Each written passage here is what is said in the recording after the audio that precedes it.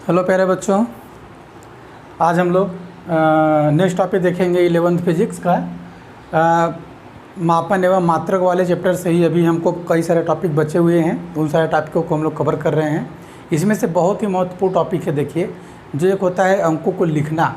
वैज्ञानिक विधि एक होता है, अंकों को लिखने का एक वैज्ञानिक विधि होता है। जैसे कि मान लीजिए बहुत छोटे, तो चूँकि भौतिकी क्या है, ये प्रयोगात्मक विज्ञान है, तो इसमें चूँकि मापन करना पड़ता है और मापन छोटे छोटे राशियों का और बहुत बड़े बड़े राशियों का मापन करना पड़ता है।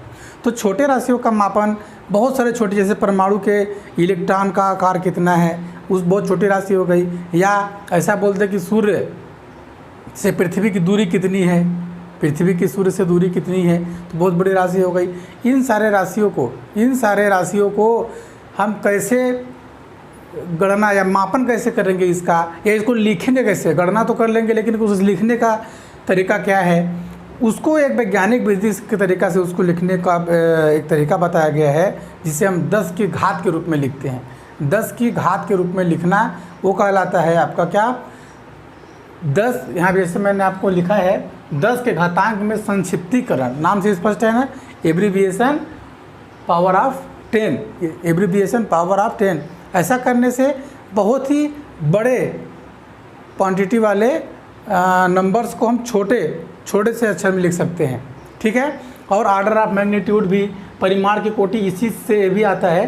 तो हम इन दोनों को पहले विथ एग्जाम्पल ध्यान से देखते हैं बच्चों, आप लोग इसको समझने का प्रयास करेंगे। बहुत ईजी है और लिखने का तरीका होता क्या है, एब्रीविएशन मतलब 10 घातांक के संक्षिप्तीकरण में लिखने का मतलब ये है कि यदि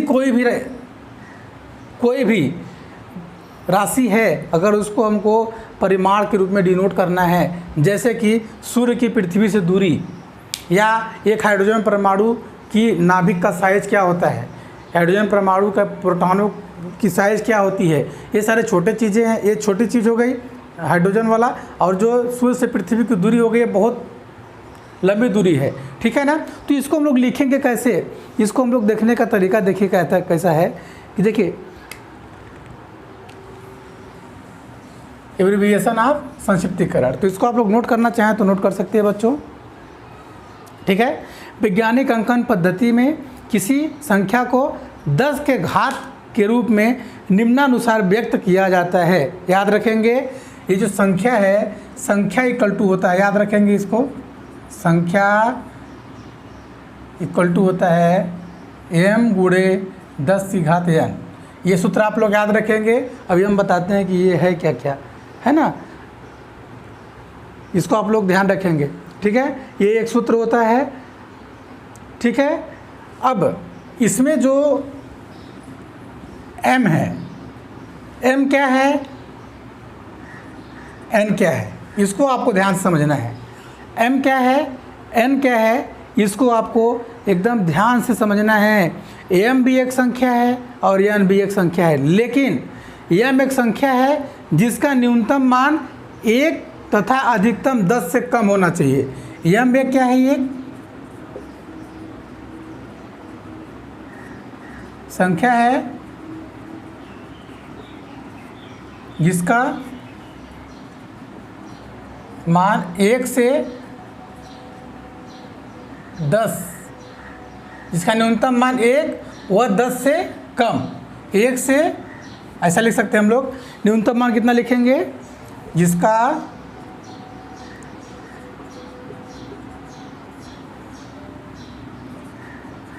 न्यूनतम मान 1 व अधिकतम 10 से कम है।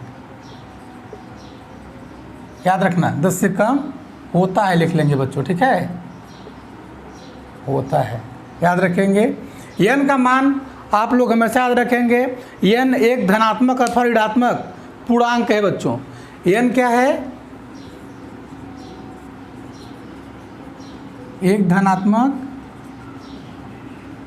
अथवा ऋणात्मक, n एक धनात्मक अथवा ऋणात्मक पूर्णांक है। ये होता है संख्या इक्वल टू m। आप देखिएगा, एक एग्जाम्पल के थ्रू हम लोग देखते हैं।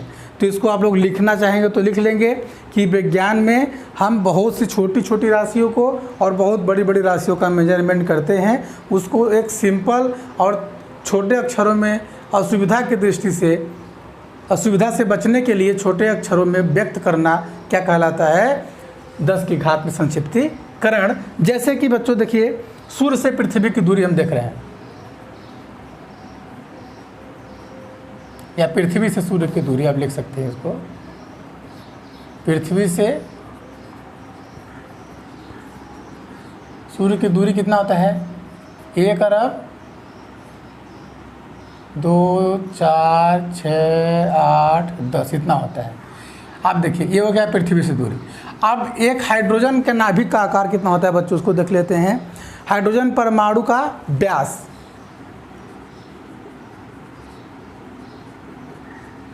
हाइड्रोजन परमाणु का व्यास होता है 0.0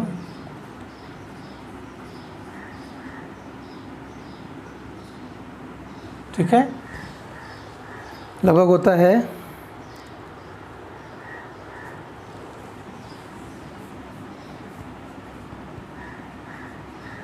ये भी होता है। बात समझ में आ गया, इतना होता है, ये होता है। ये देखिए बहुत छोटी राशि है, बहुत ही छोटी राशि है, और ये क्या है, बहुत बड़ी राशि है।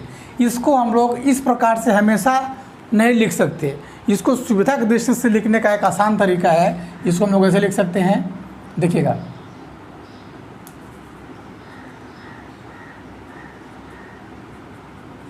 कितने जीरो हैं, 2, 4, 6, 8, 10, तो 10 की घात हम लोग 10 लिख सकते हैं। लेकिन बच्चों देखिए, ये जो है ये इस रूप में बन गया, बन गया नहीं बन गया।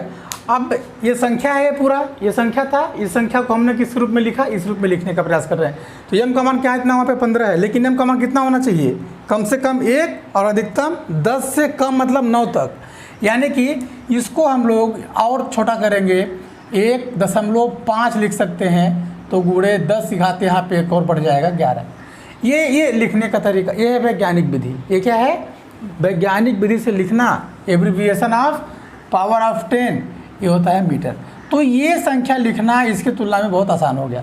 इसी प्रकार से देखिए इसको बच्चों, इसको देखिए कितने दशमलव के बाद कितनी संख्याएं हैं, तो इसको हम लोग ऐसे लिख सकते हैं, क्या है, इसमें डिजिट तो 0 है और न्यूनतम मान कितना होना चाहिए, m का मान 1, तो न्यूनतम मान 1 यहाँ पे है। तो देखिए दशमलव, एक बात और समझिएगा बच्चों ना, दशमलव जो है ये बहुत परेशान करता है बच्चों को, तो इसमें आप लोग याद रखेंगे, यदि दशमलव को हम लोग दाएं से बाएं ला रहे हैं तो 10 की घात धनात्मक होगा। ठीक है, आसान तरीका बता रहा हूं मैं आपको समझने के लिए, या तो आप गुणा भाग करके निकाल सकते हैं। समझिएगा, यदि दशमलव को बाएं से दाएं लाना है, सॉरी दाएं से, इधर दायां है ना, दाएं से बाएं लाना है तो 10 की घात जो भी होगा वो धनात्मक होगा। देखिए धन में है। अब दशमलव को यदि दाएं से बाएं ले जाना है, बाएं से, सॉरी क्या बोल रहा हूं मैं, बाएं से दाएं, फिर से समझिए, यदि दाएं से बाएं दशमलव को लाना है, यदि दशमलव को दाएं से बाएं लाना है तो 10 की घात धनात्मक होगा। यदि दशमलव को बाएं से दाएं साइड विस्थापित करना या ले जाना है तो जितने संख्या हम विस्थापित करेंगे उतना 10 की घात माइनस में हो जाएगा। जैसे देखिए 1 लाना है हमको, यहाँ पे m की जगह पे कितना लाना है, कम से कम 1, और 1 यहाँ दिख रहा है, 1, 2, 3, 4, 5, 6, 7, 8, 9, 10, यानी कि हम लिख सकते हैं 1.0 गुणे 10 की घाते 10 मीटर। ये बात समझ में आ गया बच्चों, क्योंकि देखिए दशमलव ऐसे लिख सकते हैं इसको हम लोग, 0.00, दशमलव तो यहाँ पे है तो दशमलव तो लिख सकते हैं ना लास्ट में, दशमलव के बाद 00, तो दशमलव को हम लोग अगर दाएं से बाएं लाएंगे तो पावर पॉजिटिव होता है, धनात्मक होता है। यदि दशमलव को बाएं से दाएं ले जाएंगे तो हमेशा वो माइनस में हो जाता है, -10 हो जाएगा। बात समझ में आ गया, ये लिखने का आसान तरीका है, इसी को बोलते हैं 10 के घात में संक्षिप्तीकरण। आप किसी भी संख्याओं को इस प्रकार से संक्षिप्तीकरण लिख सकते हैं बच्चों। और एग्जाम्पल चाहो तो आप लोग लिख सकते हैं संक्षिप्तीकरण के लिए, आप लोग ऐसे कई सारे देख के आप लोग बना लेंगे। ठीक है, अब देखिए ये संक्षिप्तीकरण आ गया। अब इसी में आपको बताता हूँ मैं order of magnitude. Order of magnitude मतलब यह होता है, परिमाण की कोटि का मतलब यह होता है कि कोई भी जो इसमें से जो राशि है, ये इसमें से कौन सी राशि बड़ी है, कौन सी राशि छोटी है, इसका निर्धारण भी 10 के घात के रूप में किया जाता है। 10 के घात के रूप में किया जाता है, याद रखना। इसमें जो है एक और संख्या है, देखिए 10 की घात n को क्या बोलते हैं?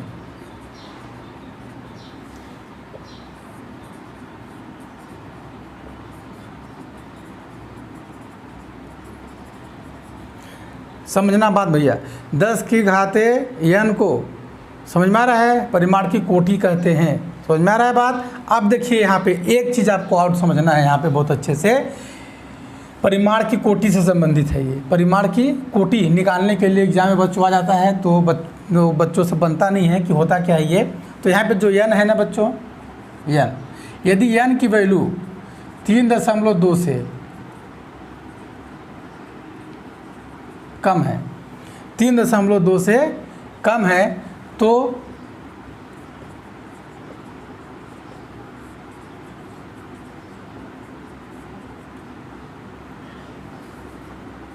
यम का मान, याद रखना, इस सूत्र को देख रहे हो ना, यम का मान 3.2 से कम है तो परिमाण की कोटि सीधे 10 की घाते n होगी। ठीक है, पहला। दूसरा, यदि यम का मान 3.2 से बड़ा है तब परिमाण की कोटि 10 से घाते n + 1 होगी। मतलब कि जो घात होगा उसमें +1 जुड़ जाएगा बच्चों, ये आप याद रखेंगे। ठीक है, अब देखिए आपको एग्जाम्पल के द्वारा अच्छे समझ में आ जाएगा। हम लोग अब परिमाण की कोटि निकालते हैं। बात समझ में आ पा रहा है क्या मैं बोल रहा हूँ? एब्रीविएशन समझ में आ गया? कुछ नहीं है, यदि कोई बहुत बड़ी संख्या है उसको 10 के घात के रूप में लिख देना संक्षिप्तीकरण कहलाता है। अब बात यह है परिमाण की कोटि, जो दूसरा टॉपिक है, इसका मतलब यह है कि कोई भी संख्याएं हैं उसको हम लोग कौन सी राशि किससे बड़ी है किससे छोटी है उसका तुलना करते हैं, उसको बता सकते हैं हम लोग ऑर्डर ऑफ मैग्नीट्यूड या परिमाण की कोटि से। तो परिमाण की कोटि के लिए छोटा सा एक आपको 2 टॉपिक याद रखना पड़ेगा। यदि यम का मान 3.2 से कम है तो जो 10 की घाते, यम मतलब ये यम का, यदि यहाँ पे 3.2 से कम है तो जो 10 की घात n है तो n ही जो होगा वो यही 10 की घात n उसका परिमाण की कोटि कहलाएगी। बात समझ में आ रहा है? यदि इसी m का मान 3.2 से अधिक हो जाता है, 3.2 से अधिक हो जाता है तो यहाँ पे n में +1 पावर जुड़ जाता है, यह है परिमाण की कोटि। इतना अगर आपको याद रहेगा तो आप आराम से निकाल सकते हैं। जैसे देखिए बच्चों, अगर मैं बोलूँ उदाहरण के लिए, उदाहरण देखते हैं हम लोग। ठीक है, कई सारे इसमें कुछ चीज़ें हम लोग अभी और देखेंगे, है ना, लेकिन अभी पहले इसको देख लेते हैं। परिमाण की कोटि, है ना, निकालिए इसमें से बच्चों और कुछ।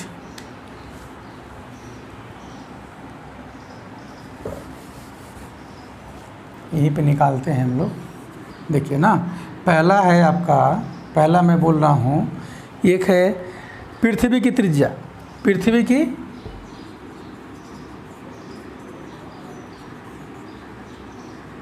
कितनी होती है बताइए। दूसरा लिख रहा हूँ मैं पृथ्वी का द्रव्यमान। सब हम लोग धरती माता को ही ले रहे हैं, क्या है ये, इनका द्रव्यमान कितना है और इनकी त्रिज्या कितनी है, मतलब साइज कितना है। इलेक्ट्रॉन का आवेश, छोटी राशि हो गया ये ना, इलेक्ट्रॉन का आवेश। 3 4 5 टू ले लेंगे तो आपको समझ में आ जाएगा। 1 मोल में कणों की संख्या, जिसको आप लोग बोलते हैं यहाँ पर ध्रुव नंबर, तो 1 मोल में कणों की संख्या, 1 मोल में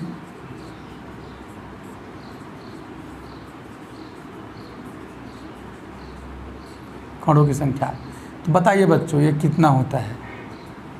ठीक है, इन सब का मान कितना होता है? 6.378 × 10 की घाते 6, 6.378 × 10 की घाते 6 मीटर होता है पृथ्वी की त्रिज्या। ठीक है, अब पृथ्वी का द्रव्यमान कितना होता है 5.983 गुणे 10 के घात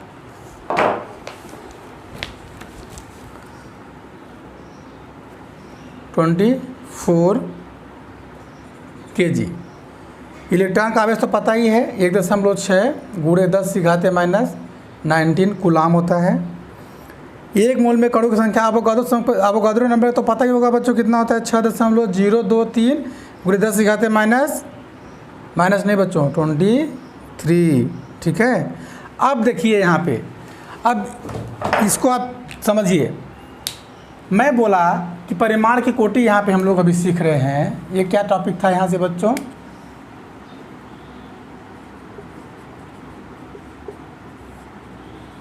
परिमाण की कोटि देख रहे थे। दो हम लोग को उसमें ध्यान देना है, फार्मूला यही रहेगा। मैंने बोला 3.2 से कम यम का मान। अब देखिए ये पूरा मान क्या है, यहाँ से यहाँ तक यम है, ये क्या है 10, यन के जगह पे क्या है यन बराबर 6 है। ठीक है, अब देखिए यम का मान कितना है 3.2 से अधिक है कि कम? 3.2 से अधिक है, तो यह हो जाएगा आपका यहाँ पे परिमाण की कोटि। कितनी हो जाएगी परिमाण की कोटि बच्चों? अब बताइए। देखिए मैंने बोला था कि यदि यम का मान 3.2 से कम है तो ये वही रहेगा, यन है तो यन ही रहेगा, मतलब यहाँ पे 6 है तो 6 ही रहेगा। यदि यम का मान 3.2 से बड़ा है तो यन में क्या हो जाएगा, यन कितना है 6 है ना, तो हो जाएगा यहाँ पे 6 + 1 10 की घात, तो कितना हो जाएगा 10 की घात 7। ये बात समझ में आ रहा है? वहाँ पे जगह कम पड़ गया बच्चों। अगर हम ऐसा लिखे तो चलेगा क्या?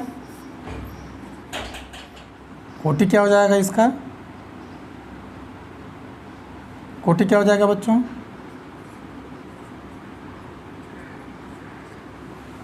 दस की घात 7।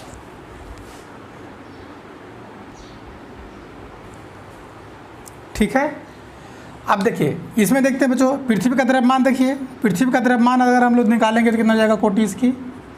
कोटि मतलब परिमाण की कोटि बच्चों। कोटि का मतलब वही है परिमाण की कोटि। यहाँ पे हम जगह कम है तो हम कोटि लिख रहे हैं बस। कितना? ये भी 3.2 से बड़ा है ना, तो इसके भी हो जाएगा कितना 10 की घात 24 में +1 हो जाएगा, क्योंकि एन का मान कितना है 24 है, उसमें +1 हो जाता है। ये होता है कितना 10 की घात 25। इसका देखिए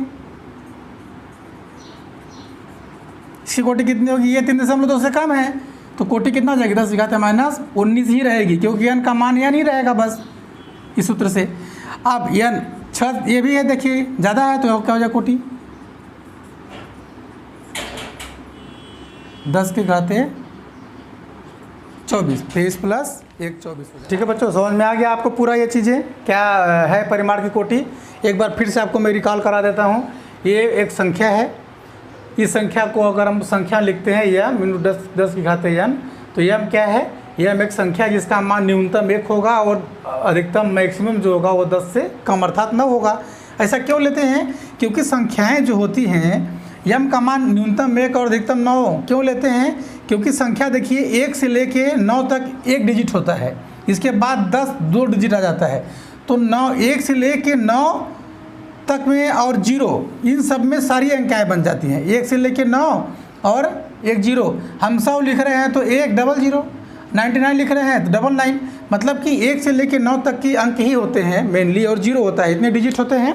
तो इसलिए न्यूनतम 1 लेते हैं और अधिकतम कितना लेते हैं 9 लेते हैं। तो इसी प्रकार से हम लिखेंगे। अगर हम इस रूप में केवल लिख रहे हैं तो एब्रिविएशन कहलाएगा, संक्षिप्तीकरण कहलाएगा। यदि परिमाण की कोटि निकालना है बच्चों तो आपको ये चीज़ ध्यान देनी पड़ेगी कि यदि यम का मान 3.2 से कम है तो घात वही रहेगा, यदि यम का मान 3.2 से अधिक है तो घात में 1 जुड़ जाएगा। बात समझ में आ रहा है? ठीक है, अगर मान लीजिए कोई संख्या है, एक ठोर में यहाँ पे समझिएगा, अगर कोई संख्या यहाँ पे दिया है, इतना मैं लिख रहा हूँ 5.34 × 10⁻⁻10 इतना दिया है, तो अगर इसको आपको लिखना है परिमाण की कोटि अगर बताना है तो परिमाण की कोटि क्या बताएंगे आप, इसकी कोटि कितनी होगी बताइए, 10 की घाते। यहाँ हम इससे देखते हैं परिमाण की कोटि, ये मान कितना है 3.2 से बड़ा है, इसका मतलब कि ये जो है यहाँ पे -10 तो n का मान है, +1 हो जाएगा तो ये कितनी हो जाएगी 10 की घाते -9 हो जाएगा। इस -10 में प्लस ही 1 होगा, माइनस नहीं होगा। बात समझ में आ रहा है? तो ये माइनस वाला एक उदाहरण समझ में आ गया आपको। तो ये आपका ये परिमाण की कोटि है ना। आशा करता हूँ आपको पूरी अच्छे समझ में आ गई होगी परिमाण की कोटि होती क्या है। ठीक है, अब एक एग्जाम्पल देखिए बच्चों, आपको मैं लेता हूँ, उसको थोड़ा सा आप,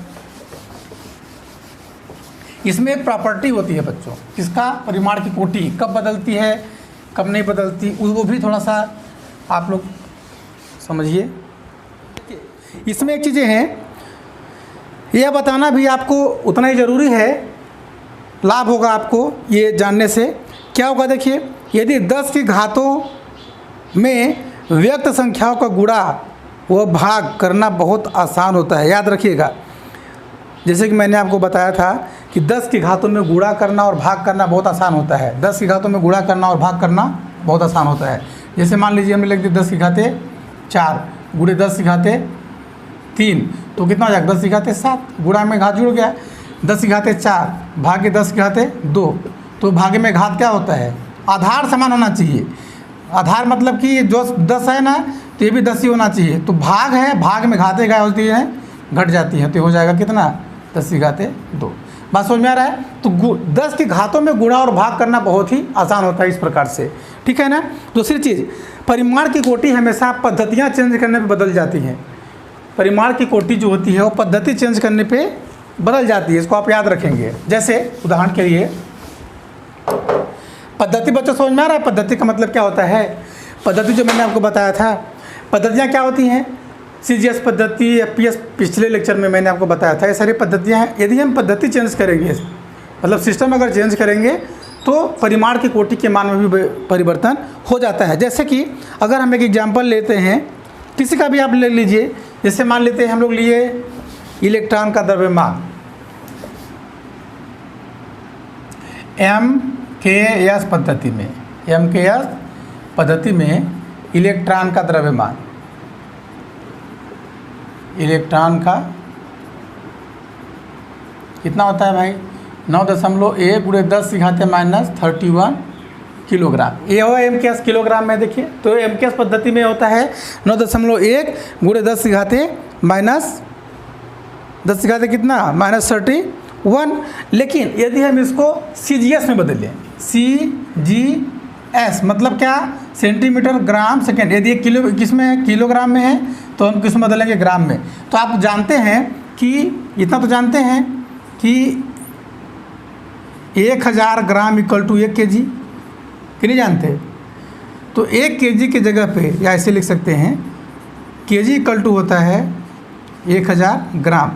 इसको पूर्ण 10 घात में लिख दो, 10 घात में लिखना बहुत आसान होता है, 10 घाते 3 ग्राम लिख सकते हैं कि नहीं लिख सकते? तो यहाँ पे अगर हम CGS पद्धति में लिखेंगे, CGS पद्धति में इलेक्ट्रॉन का द्रव्यमान हो जाएगा 9.1 × 10⁻³ इंटू kg की जगह पे क्या हो जाएगा 10 की घाते 3 ग्राम। बात समझ में आया? यानी कि 1 kg की जगह पे इतना लिख सकते हैं। ये अभी हम आप लोगों को आगे एक आध लेक्चर लूँगा मैं, जो कि पद्धतियों को हम लोग चेंज करते हैं या यूनिट चेंज करते हैं, यूनिट चेंज करते हैं, परिवर्तन करते हैं। तो ये सब माने CGS से MKS में, MKS से इसमें छोटी राशि से बड़ी राशि में जाते हैं, तो क्या क्या परिवर्तन होता है एक आध लेक्चर में उसका भी लूँगा। फिलहाल इसको देखिए तो क्या हो जाएगा, देखिए बच्चों 9.1 × 10 दोनों गुणा में है। जब गुणा में हो तो क्या होगा, समान घात में जुड़ जाएगा, तो -31 + 3 यानी कि 9.1 × 10⁻³ कितना 31 में 3 निकाल देंगे तो हो जाएगा कितना 28 ग्राम। तो मैं जो बताया था आपको कि जो परिमाण की कोटि होती है पद्धति बदलने पे क्या होती है, चेंज हो जाती है। देखिए MKS पद्धति में क्या था, परिमाण की कोटि यहाँ पे 9.1 था, तो कोटि कितना यहाँ पे है बताइए, इसको देख के बताइएगा। m का मान कितना है, 3.2 से ज़्यादा है ना, तो ये क्या हो जाएगा कोटि इसका 10 की घाते -31 + 1, क्योंकि ये 3.2 से अधिक है तो ये हो जाएगा कितना 10 की घाते, तो कोटि 30 कहलाएगी। बात समझिएगा, हम कोटि इसको नहीं लिख देंगे, इसको देख के लिखेंगे इस सूत्र की सहायता से, जैसा मैंने आपको पहले जो अभी बताया था। आगे देखते हैं इसी कोटि कितनी है 9.1 जो कि 3.2 से ज़्यादा है, गुणे 10 की घाते -28 + 1 -28 + 1, तो कोटि को हम लोग केवल 10 के पावर वाले को लिखते हैं ना, तो ये हो जाएगा 10 की घाते -27। तो देखिए कोटि चेंज हो गया, यहाँ पे वही चीज़ है लेकिन कोटि चेंज हो गया। ये होता है आपका कि जब हम पद्धति को चेंज करते हैं तो परिमाण की कोटि भी परिवर्तित हो जाती है। बात समझ में आ गया? और ठीक है ना, हमेशा याद रखेंगे गुणा करने में, जैसे कि हमने यहाँ पे देखा गुणा करने, ये गुणा में है ना, गुणा में घातें जुड़ जाती हैं और भाग में घातें घट जाती हैं। बात समझ में आ गया? ऐसे आप लोग इसको सॉल्व करने में, ठीक है। तो ये है मुख्य रूप से आपको वैज्ञानिक विधि से अंकों को लिखना। फिजिक्स में हम कभी भी लिखेंगे तो एक संख्या के बाद दशमलव लगाते हैं। ऐसा क्यों लगाते हैं बच्चों? ऐसा इसलिए लगाते हैं क्योंकि ये कितना है, लगभग 9 के बराबर, तो 9 तो हम ऑटोमेटिक काउंटिंग कर सकते हैं बहुत आसानी से, और हम बड़े और छोटे का पता कर सकते हैं 10 से, इसीलिए इसको कोटि बोलते हैं, परिमाण की कोटि। इसीलिए संख्याओं को आप लोग हमेशा देखते होंगे कि जो फिजिक्स में संख्याएं लिखी जाती हैं वो कितनी बड़ी भी संख्या क्यों ना हो, लेकिन लास्ट में जब उसको हम लोग लिखते हैं तो दशमलव लगा देते हैं एक संख्या के बाद और इधर गुणे 10 की पावर में लगा देते हैं। बात समझ में आ रहा है ना? हाँ, जैसे मैंने आपको बताया कि बाएं से दाएं जाने पे और दाएं से बाएं जाने पे जो प्रॉपर्टी आपको मैंने बताई उसको आप लोग हमेशा याद रखेंगे, ठीक है। कि दाएं से बाएं आने पे 10 की घात में क्या होती है, धनात्मक होता है, बाएं से दाएं जाने पे क्या हो जाता है, ऋणात्मक हो जाता है। ये आप लोग अच्छे से याद रखेंगे, बाकी बहुत ईजी है। अब न्यूमेरिकल लगाने में आपको ये सारी चीज़ें ऐसा क्यों लिखते हैं आपको समझ में आ गया? ठीक है, ठीक है बच्चों, ये कंप्लीट हो गया आपका परिमाण की कोटि और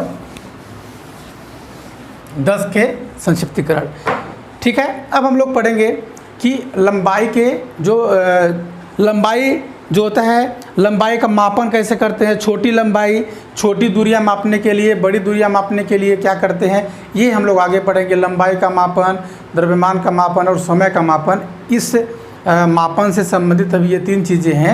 इसके बाद हम लोग आ जाएंगे त्रुटियां में, और त्रुटि के बाद बीमीय समीकरण और बीमीय सूत्र पढ़ेंगे बच्चों। इसके बाद ये चैप्टर तुम्हारा खत्म हो जाएगा। 3-4 टॉपिक इसमें और हैं, और जो कि बहुत ही महत्वपूर्ण है। ये जो चैप्टर आपका चल रहा है मापन एवं जो भी है मापन और मात्रक, ये चीज़ बहुत ज़रूरी है आपके फिजिक्स के। अगर आपको जानना है तो ये पूरे चैप्टर आप अच्छे से वीडियो देखा करिए टोटल, और उसको समझने का प्रयास करिए। बहुत ही इंपॉर्टेंट है ये चीज़ें, क्योंकि ये चीज़ आप नहीं सीखोगे। और आपको मैं बता चुका हूँ पहले ही लेक्चर में कि भौतिक राशियाँ जिनका मापन कर सकते हैं, और भौतिकी में हमको वही चीज़ पढ़ना रहता है जिनका मेजरमेंट हम कर सकते हैं। लेकिन मापन करने के लिए क्या क्या चाहिए, क्या क्या सही तरीका होता है, वो सब हम इसमें सिखा रहे हैं। अभी तो सार्थक अंक आएगा और कई सारे बहुत सारी चीज़ें अभी अंदर में आएंगी। तो बच्चों आप ऐसे ही वीडियो को देखते रहिए और अच्छे से स्टडी करते रहिए, धीरे धीरे करिए, करते रहिए, अच्छे से सब हो जाएगा, ठीक है। और इन्जॉय के साथ करिए। कोई दिक्कत हो तो हमें कमेंट करिए, बाकी हम हैं आपके साथ रहेंगे, और ऐसे ही हम लोग चलते रहेंगे धीरे धीरे। और हो सकता है ऐसे ही नवंबर तक हम कोर्स भी आपका ख़त्म कर देंगे, ठीक है बच्चों। आपका साथ चाहिए, आप लगे रहिए, ठीक है। धन्यवाद।